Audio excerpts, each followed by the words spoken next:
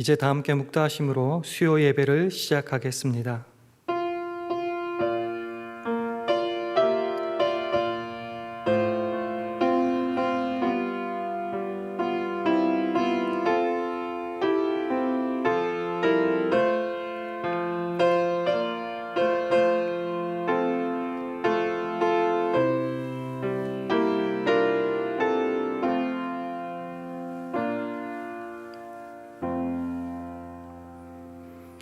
할렐루야. 여호와를 경외하며 그 계명을 크게 즐거워하는 자는 복이 있도다. 그 후손이 땅에서 강성하며 정직자의 후대가 복이 있으리로다. 부요와 재물이 그 집에 있으며 그 의가 영원히 있으리로다. 아멘. 하나님 아버지, 우리로 여호와를 경외하며 그 계명을 크게 즐거워하게 하시며 그로 인해 우리와 우리 자손이 이 땅에서 강성하며 복을 받게 하시니 감사합니다. 우리 샬롬의 각 가정마다 이 여호와 신앙을, 믿음의 유산을 아름답게 가르치고 전수하여 하나님의 왕 되심을, 하나님만이 참 하나님이심을 믿고 고백함으로 계속되는 세대를 통하여 하나님의 크신 복들을 누리게 하옵소서. 예수님 이름으로 기도합니다. 아멘.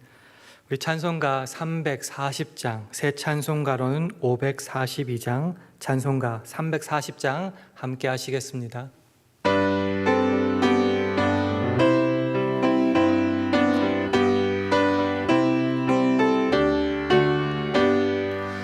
그 주 예수 의지함이 심히 기쁜 일일세 허락하심 받았으니 의심하 주옵도다.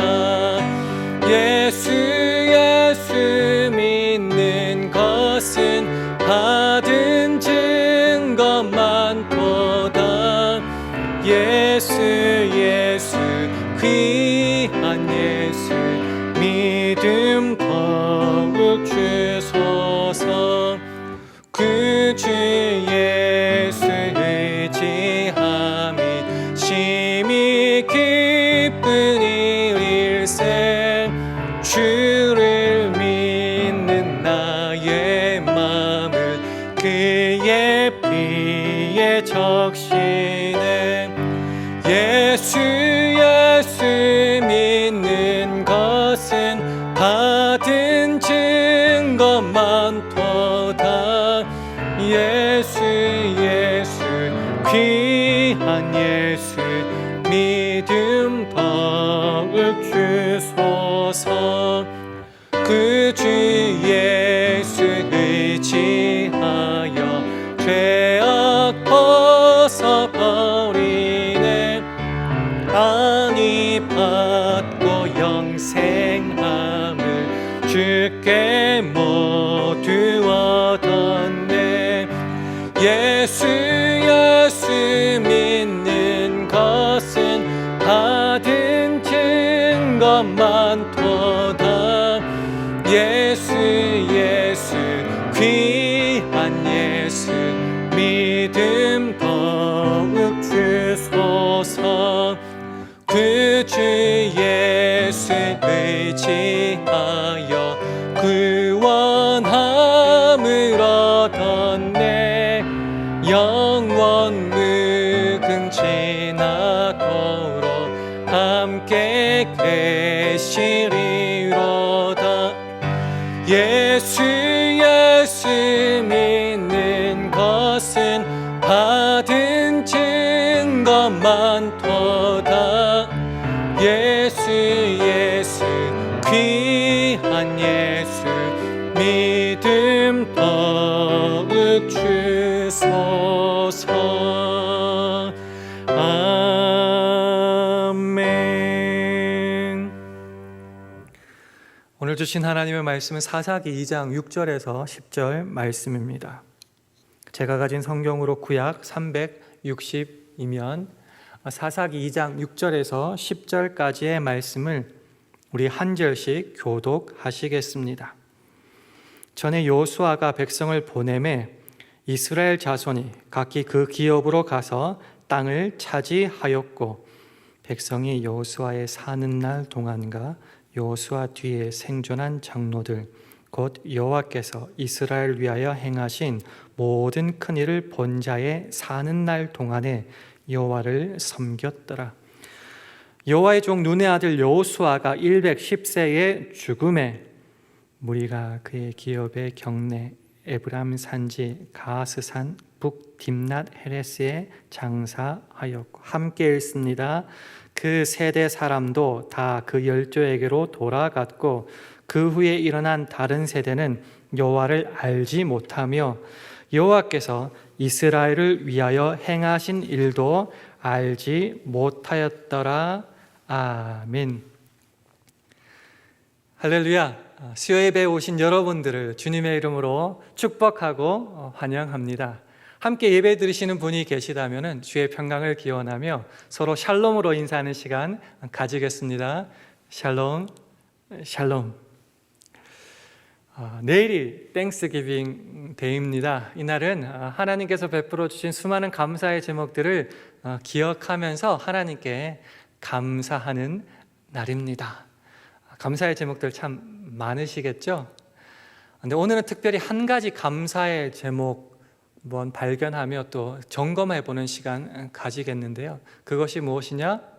바로 우리의 자손들에게 우리의 신앙의 유산들을 아름답게 물려주음에 대한 감사, 그리고 그것에 대한 확인들을 한번 해봤으면 좋겠습니다. 언뜻 생각하기에 세대와 세대는 참 시간이 많은 것 같습니다. 우리도 약 30년을 세대 간으로 보잖아요. 그래서 그 30년이라는 기간이 상당히 길어 보이고 그래서 좀 여유를 가지고 자녀들의 신앙을 가르치면 되겠다 생각하지만은 사실 그 기간이 그렇게 긴 시간은 아닌 것 같습니다. 실제로 만만치 않음을 어떻게 알 수 있는가? 실제로 우리 자녀 손들이 교회를 잘 안 나가고 또 우리 주위에 믿는 가정들의 자녀 손들도 예수를 믿지 않고 교회를 나가지 않는 모습들을 종종 보게 되지 않습니까? 그래서 땡스기빙 데이를 목전에 두고 이 시간 우리들이 우리의 믿음의 유산들을 우리의 자녀들에게 아름답게 물려주고 있는지 한번 점검하고 확인하는 시간 한번 가지기를 소망합니다. 지난 2주간 새벽 기도를 통하여 살펴보았듯이 사사시대를 한마디로 요약하면 마지막 21장 25절로 정리할 수 있습니다. 그때에 이스라엘의 왕이 없으므로 사람이 각각 그 속에 옳은 대로 행하였더라라는 구절입니다. 하나님을 왕의 자리에 모시지 않고 사람 스스로 왕의 자리에 앉아서 자기 소견대로 자행자지하며 살았다 이 말입니다. 처음부터 이랬을까 생각해 보는데 사실 오늘 본문만 보더라도 사사시대 바로 직전 세대만 하더라도 그렇지 않았다라고 성경은 말합니다. 오늘 본문 2장 7절 말씀을 화면으로 함께 읽도록 하겠습니다. 시작. 백성이 여호수아의 사는 날 동안과 여호수아 뒤에 생존한 장로들 곧 여호와께서 이스라엘을 위하여 행하신 모든 큰 일을 본 자의 사는 날 동안에 여호와를 섬겼더라. 직전 세대가 바로 여호수아와 그 장로들의 세대입니다. 그들은 자행자지하며 그렇게 살지 않았습니다. 어떻게 살았다고요? 여호와의 행하신 큰 일을 보았기 때문에 여호와를 섬기며 살았다는 겁니다. 그런데 여호수아와 그 세대가 죽은 다음에는 완전히 세대가 달라지게 되었습니다. 우리 사사기 2장 10절 말씀을 함께 읽도록 하겠습니다. 시작. 그 세대 사람도 다 그 열조에게로 돌아갔고 그 위에 일어난 다른 세대는 여호와를 알지 못하며 여호와께서 이스라엘을 위하여 행하신 일도 알지 못하였더라. 근데 여호수아 그 세대가 죽고 난 다음에는요, 굉장히 드라마틱하게 변합니다.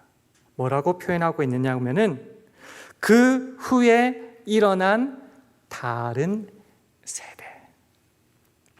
이것이 사사기를 시작하면서 그들의 정체성을 가리키는 특별한 호칭이 되고 맙니다.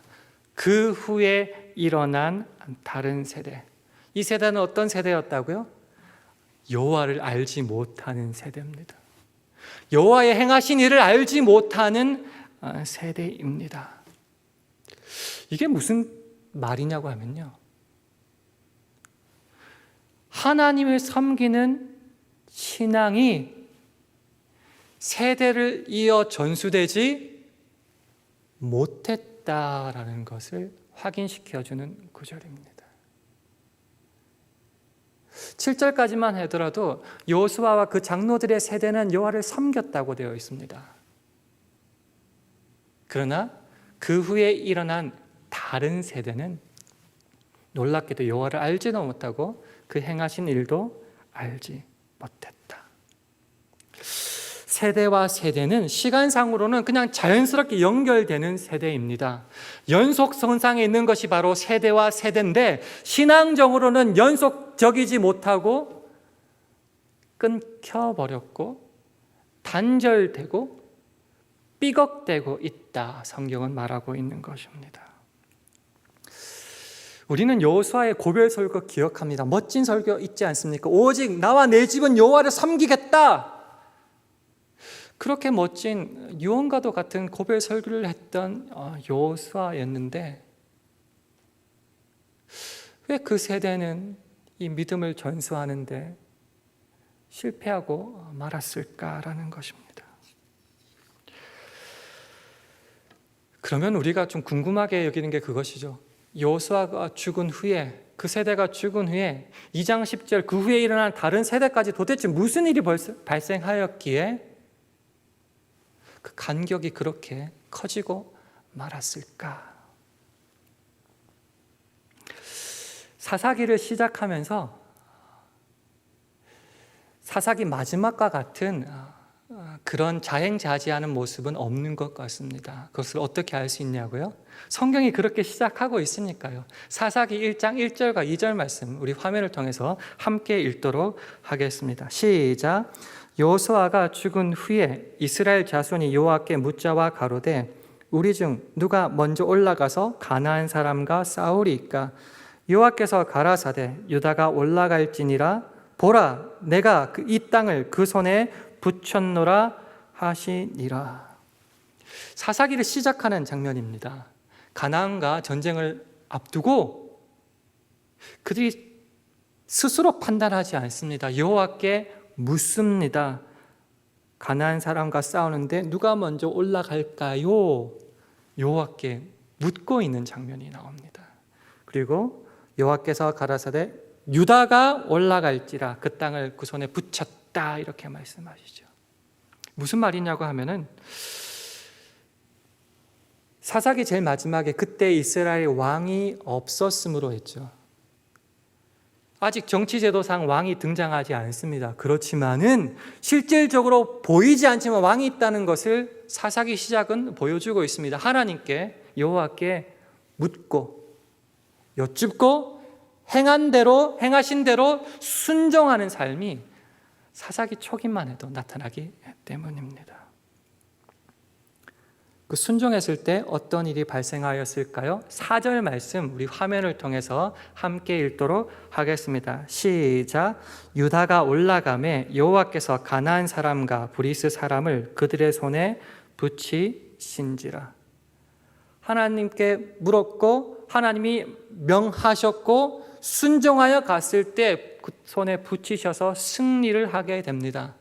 그 다음부터 계속 읽어보시면요, 그 승리의 연속이 19절 상반절까지 계속 나타나게 됩니다.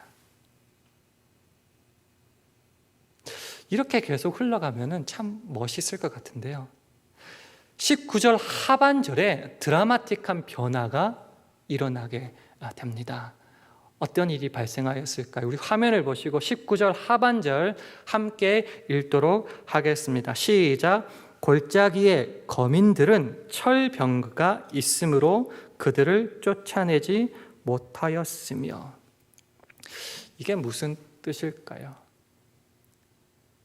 이 처음으로 등장하는 단어가 나타나는데 계속 쫓아냈고 승리하였지만 여기서 처음으로 쫓아내지 못하였으며 라는 구절이 등장하게 되는 것이지요.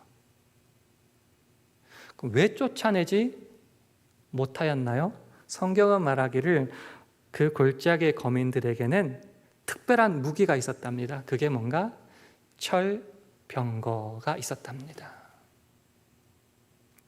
그들은 가지지도 못하는 혁신적이고 엄청난 무기가 그들 이스라엘 눈에 들어오게 되었다는 말입니다. 그래서 쫓아내지 못했답니다. 이게 왜 중요한가? 왜 신앙상에서 중요한가? 우리가 알다시피 전쟁은 하나님께 속한 것이죠. 그래서 무기의 어떤 우열, 군사들의 수에 많고 적음에 상관없이 하나님께서 명령하셨으면 그냥 갔습니다. 무기보다 우선시되는 것이 하나님의 명령이었는데 이제 그들의 눈에 하나님 명령보다 더 다가오고 눈에 보이는 것이 생기게 되었답니다. 그것이 뭐라고요? 철병거라는 것입니다. 하나님만 쫓아가고 순종하고 바라보던 그 신앙의 눈에서 현실적인 잣대, 기준, 판단력이 그들 눈앞에 다가오게 된 것이지요. 누구는 말할지 모르겠습니다. 그게 현실적이고 상식적이고 지혜 있는 모습이다. 그러나 성경은 뭐라고 말하고 있다고요? 그 철병거가 있으므로 그들을 쫓아내지 못했다. 재밌는 건 뭔지 아십니까?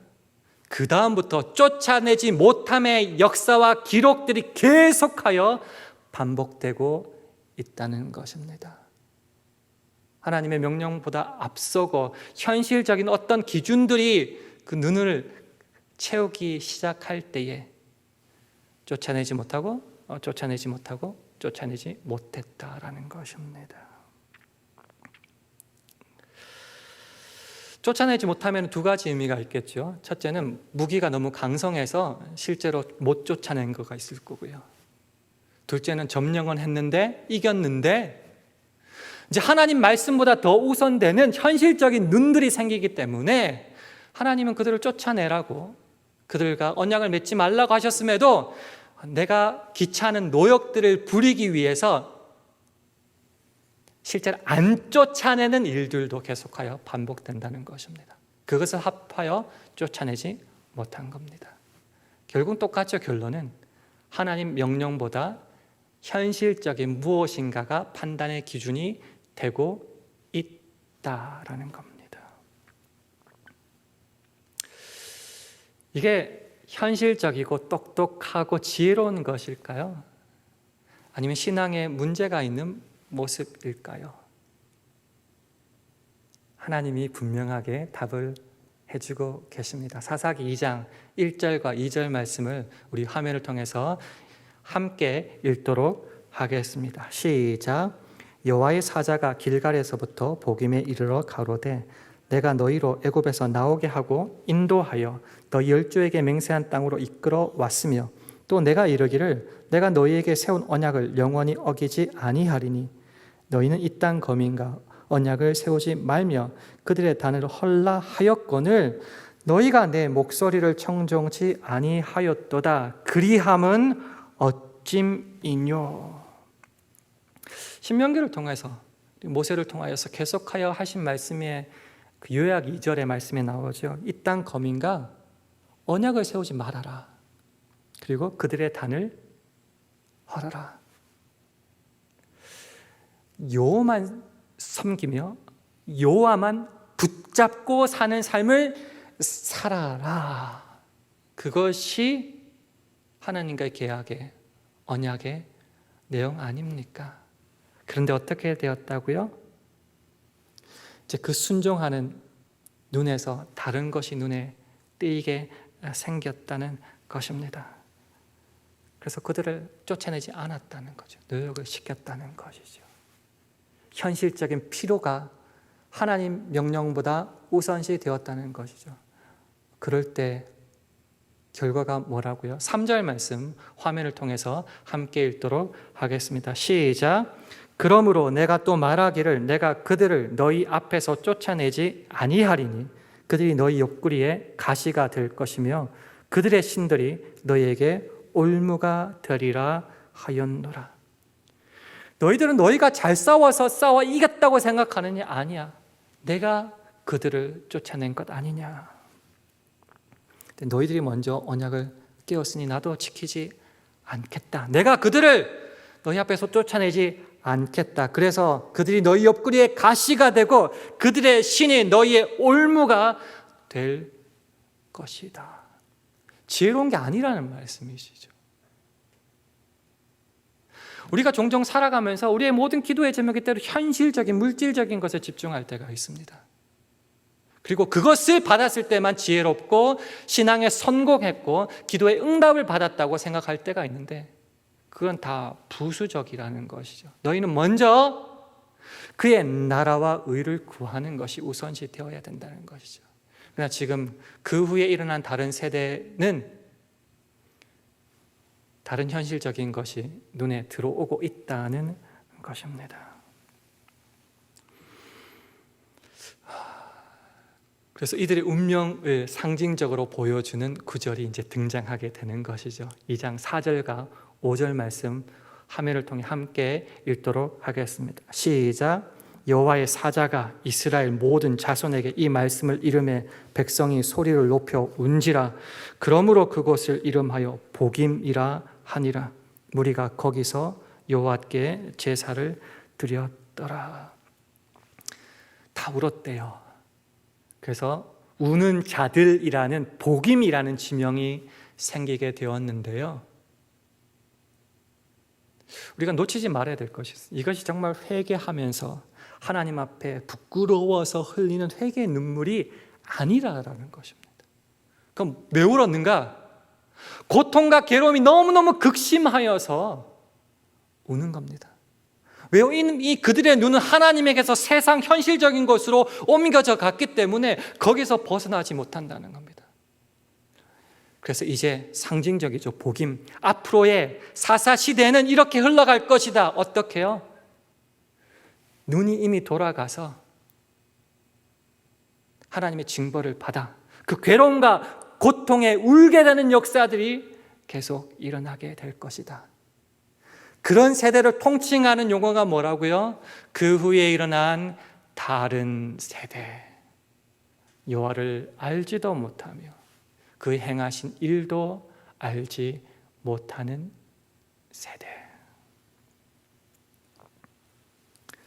신앙을 이어받은 것 같이. 왜냐하면 연속선상의 자손들이 이어지니까요. 시간적으로 연속되니까요.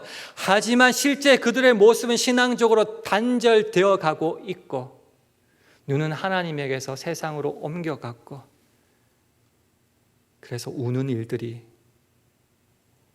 발생될 것이다 라는 것이죠. 실제로 그랬을까요? 그랬다라는 것입니다. 그들의 모습이 바로 11절에서부터 나타나기 때문입니다. 우리 화면을 통해 함께 확인하겠습니다. 함께 읽습니다. 시작. 이스라엘 자손이 여호와의 목전에 악을 행하여 바알들을 섬기며. 그들의 눈이 세상으로 다시 돌아갔을 때 어떻게 된다고요? 여호와를 알지 못할 때 어떻게 된다고요? 여호와의 목전에 눈앞에서 악을 저지르며 우상을 섬기게 되었다 하는 것입니다. 특별히 한국의 부모님들은 자녀라면은 목숨을 내놓습니다. 한국에서 이 미국까지 온 이유도 자녀 교육 때문에 상당히 많은 지분을 차지하고 있더라고요. 자녀 교육 때문에 집을 옮깁니다. 학군 좋다는 데 옮기고 직장도 옮기고 교회도 옮깁니다.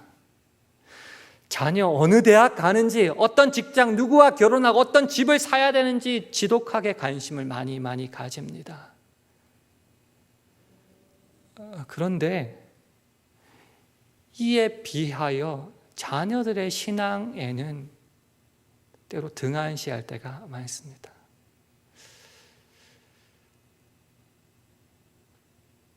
(12학년) 한국은 고3이죠. 11학년, 12학년쯤 되면은 교회 열심히 하면 혼냅니다. 교회 일은 나중에 해도 되고 지금은 공부부터 하라고. 우리들은 현실에서 정말 현실적이고 현세적이고 물질적인 거 신경 쓰는데요, 하나님은 그것 말고 한 가지만 신경 쓰시는 것 같습니다. 그게 뭐라고요? 하나님과의 관계를 바로 하고 있는가? 신앙이 바로 서 있는가? 그래서 그 후에 일어난 다른 세대에서 가장 중요한 것은 신앙적이었습니다. 그래서 11절에 여호와의 목전에서 얼마나 잘 먹고 잘 사는지에 대한 것은 없습니다. 근데 한 가지는 분명히 짚고 넘어가지요. 여호와의 목전에 악을 행하여 우상을 섬겼다는 한 줄로 정리되어 버리는 것입니다. 우리가 자녀들을 자랑할 때 가장 먼저 자랑하는 것은 무엇일까? 내일 추수감사절인데요, 우리가 자녀에게 가장 감사하는 제목들이 무엇이 나올까요? 혹시 그것이 학벌이고 직장이고 연봉이고 집 산 것이고 그리고 그것으로 끝나는 것은 아닙니까? 우리가 우리들의 자녀들의 신앙을 정말로 잘 전수하여서 그 뒤 어려운 일이 있을 때마다 하나님께 여쭙고 기도하고 무릎 꿇는 거 자랑하고 있습니까?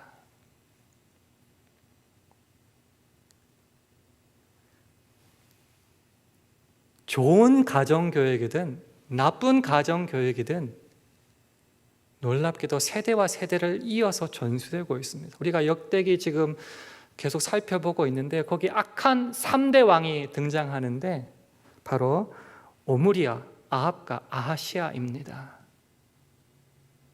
오므리와 아합 같은 경우는 그 앞선 어떤 왕보다 더 악을 행하여 여호와의 노를 격발하였다는, 여호와를 경록했다는 그런 구절이 있을 만큼 악한 왕이었고요.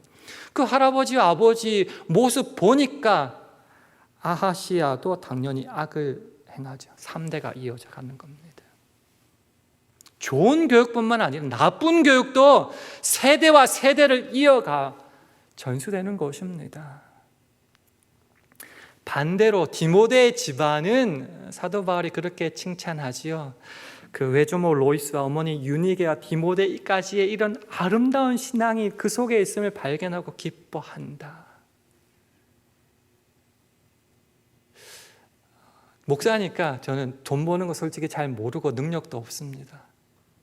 그러나 신앙의 교육에 대해서는 한번 여러분에게 질문 드리고 싶습니다. 세대와 세대를 이어가면서 하나님의 신앙이 아름답게 전수되고 있습니까? 바라기는 모든 샬롬의 가정들이 다 세상적으로도 물질적으로도 성공하고 행복하고 축복받기를 원합니다.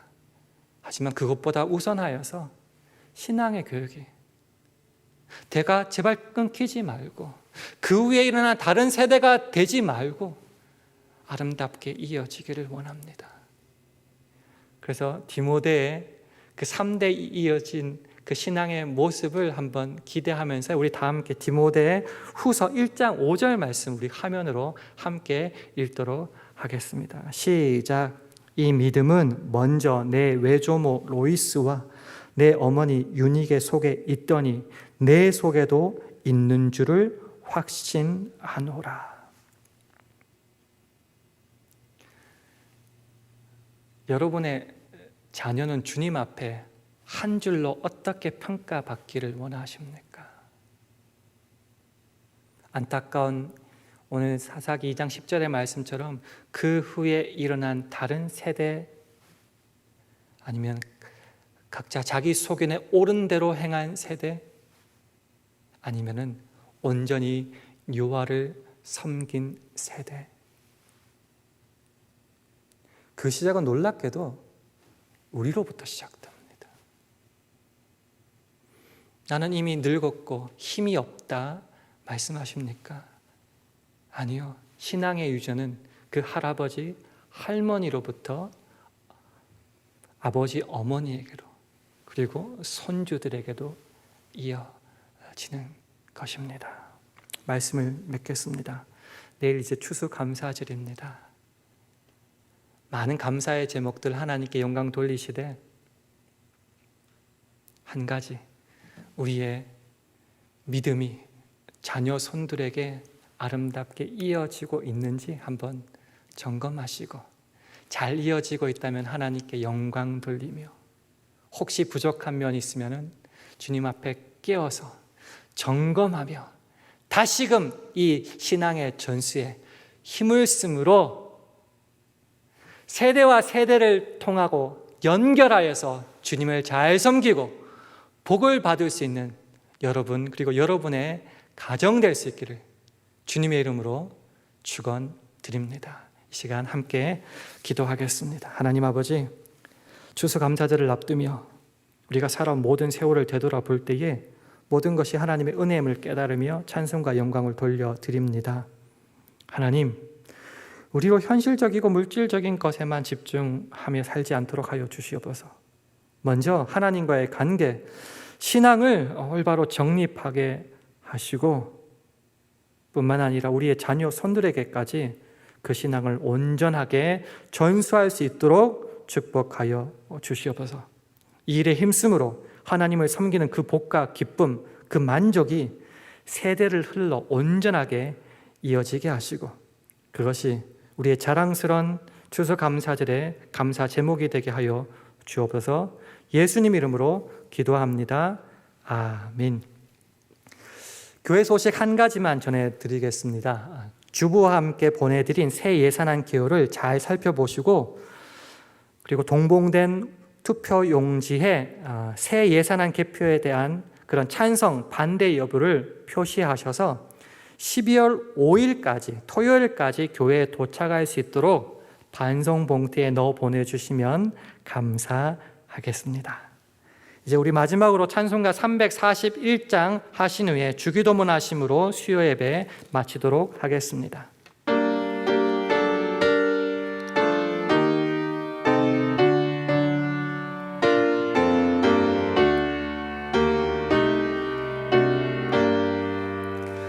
너 하나님께 이끌리어 일평생 주만 바라며 너 어려울 때 힘 주시고 언제나 지켜주시리. 주 크신 사랑 믿는 자 그 반석 위에 서리라. 너 설레는 맘 가다듬고 희망 중 기다리면서 그 은혜로 신 주의 뜻과 사랑에 만족하여라. 우리를 불러주신 주 마음에 소원하신다. 주 찬양하고 기도하며 내 몸들 힘써 따라. 주 약속하신 모든 은혜 내게서 이루어지리라. 참되고 의지하는 자